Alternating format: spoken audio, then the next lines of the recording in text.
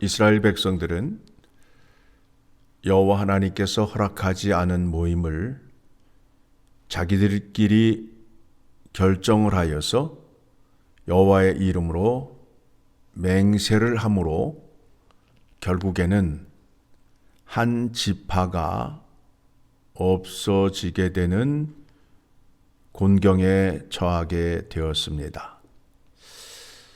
그때에 또 사람들이 모여서 결정을 하는데 그 결정이 선하지 않음을 오늘 본문의 말씀을 통해서 확인할 수 있게 됩니다.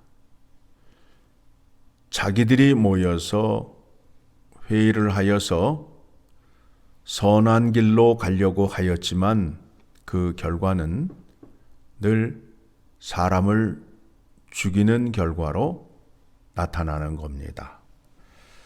자, 먼저 사사기 20장 1절의 말씀을 보게 되면 이 백성들이 미스바에 모여서 결정을 하게 됩니다. 어떤 결정을 하게 되지요? 각 지파에서 군인을 보내어 베냐민 사람들과 전쟁을 하게끔 합니다. 그래서 그 전쟁을 통해서 이스라엘 총회의 사람들도 죽고 또 베냐민 지파 사람들도 죽게 되었습니다. 전쟁을 열심히 하고 뒤를 돌아보니 베냐민 지파의 남자 600명만 남게 되었습니다. 이 전쟁을 끝까지 가다가는 결국에는 한 지파가 없어지게 됨을 깨닫고 이제 그 600명에게 아내를 주어야 자식을 낳아서 베냐민 지파가 또 지파의 수를 늘려서 그 지파가 보존되겠지요. 그래서 또 모여서 또 회의를 합니다. 왜 회의를 하게 되느냐 하면 미스바에 모여서 결정하기를 어떤 결정을 했느냐 하면 두 가지 결정을 했습니다. 베냐민 사람에게 자기의 딸들을 주지 않기로 결정을 하였고 미스바의 모임에 참석하지 아니한 사람은 죽이기로 결정을 하였습니다.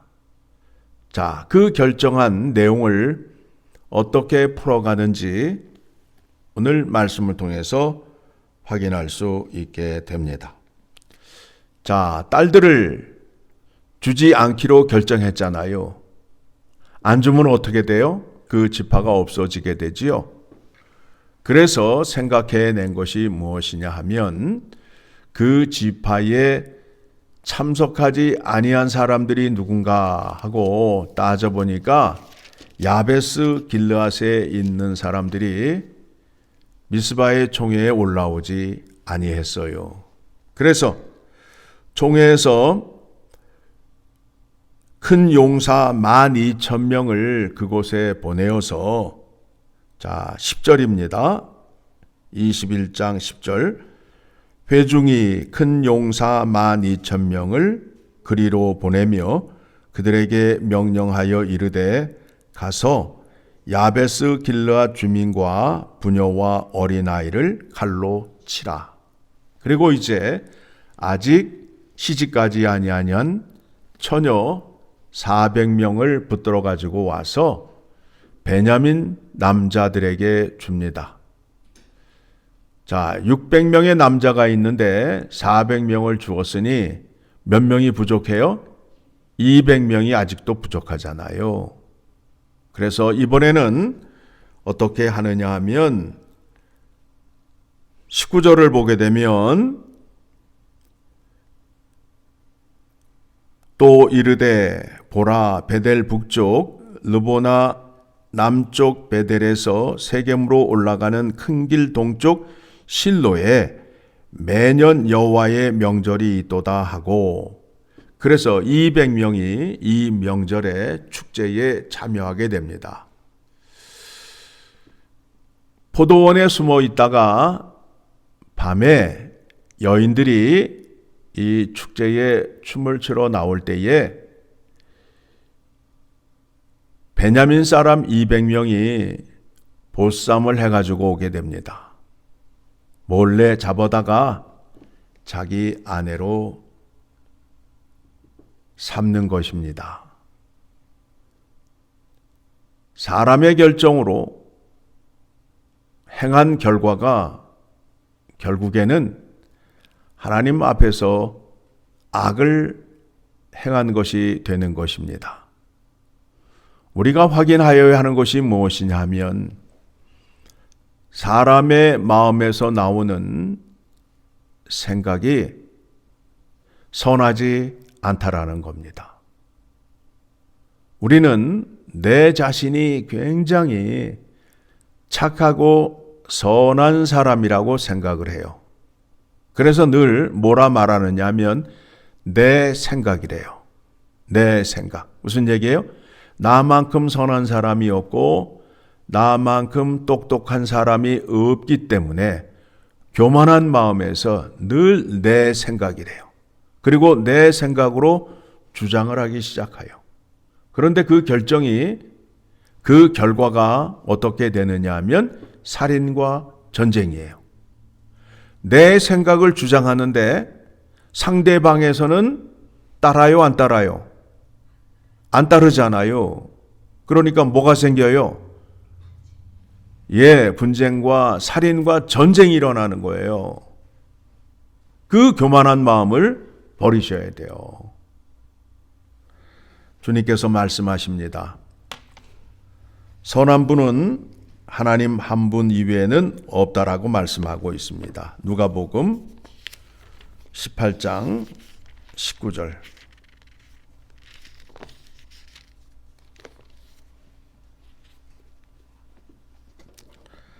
같이 읽습니다. 예수께서 이르시되 내가 어찌하여 나를 선하다 일컫느냐. 하나님 한 분 외에는 선한 이가 없느니라. 우리가 선하게 되고 선한 일을 할 수 있는 것은 내 마음 안에 하나님의 말씀이 들어와야 선한 말을 하고 선한 행동을 할 수 있다라는 겁니다. 자, 이 말씀에 대한 이해를 다윗의 시를 통하여 확인하도록 하겠습니다. 시편 51편을 가게 되면 다윗이 눈물을 흘리며 여호와 하나님 앞에 기도를 하지요. 뭐라고 기도를 하느냐 하면 자기의 고통이 우리가 잘 알고 있듯이 다윗은 여러 가지를 범하였어요. 하나님의 계명을 범하였던 자였습니다. 그래서 10절의 말씀을 보게 되면 하나님이여 내 속에 정한 마음을 창조하시고 내 안에 정직한 영을 새롭게 하소서. 자기의 마음을 고치기 전에는 이 악한 생각과 악한 마음이 없어지지 아니한다라는 거예요. 다윗이 범죄하고 여호와 하나님 앞에 나아가서 큰 제물로 하나님 앞에 제사를 드렸는데 자기의 마음이 새롭게 되지 않더라는 거예요. 제사를 드렸는데도 내 마음 안에는 아직도 죄에 대한 욕망이 꿈틀꿈틀거리고 있다라는 거예요. 이거를 누가 확인했다고요? 다윗이 확인을 했어요. 그래서 내 안에 이 더러운 마음, 악한 마음을 새롭게 하기 위해서는 예수 그리스도의 십자가의 보혈의 은혜가 필요하다라는 것을 깨달았습니다. 그러면서 후대 사람들에게 알려주기를 여호와 하나님 앞에 나와서 제사를 드리고 예배를 드릴 때에 어떤 마음으로 드려야 하는지를 16절, 17절의 말씀에서 교훈하고 있습니다. 주께서는 제사를 기뻐하지 아니하시나니 그렇지 아니하면 내가 드렸을 것이라. 주는 번제를 기뻐하지 아니하시나이다. 하나님께서 구하시는 제사는 상한 심령이라.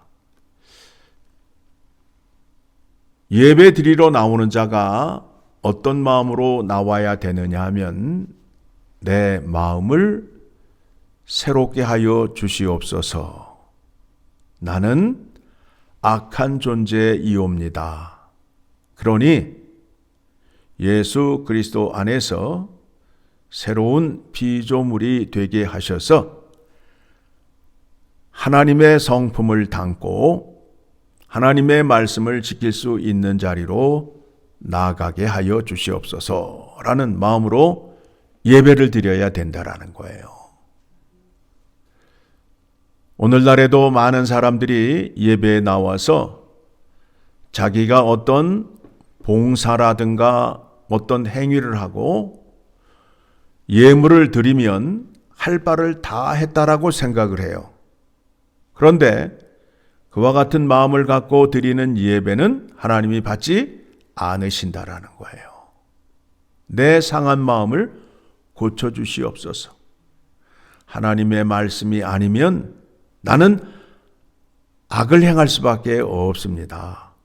그러니 오늘도 하나님의 말씀이 나의 능력이 되고 힘이 되고 그 말씀대로 살 수 있는 믿음을 허락하여 주시옵소서라는 간절한 마음으로 예배를 드려야 된다라는 겁니다. 하나님께서 구하시는 제사는 상한 심령이라. 하나님이여 상하고 통회하는 마음을 주께서 멸시하지 아니하시리이다. 그래서 우리가 예배를 드릴 때에 나의 무거운 짐을 다 들고 나와서 우리 주님 앞에 내어놓게 되면 주님께서 그 죄를 다 씻어주시고 우리를 정결케 하시고 거룩한 자로 만들어 주셔서 하나님 아버지 앞에 나아가 예배하며 찬양하며 기도하는 자로 은혜를 허락하여 주신다라는 겁니다. 자, 오늘 말씀 통해서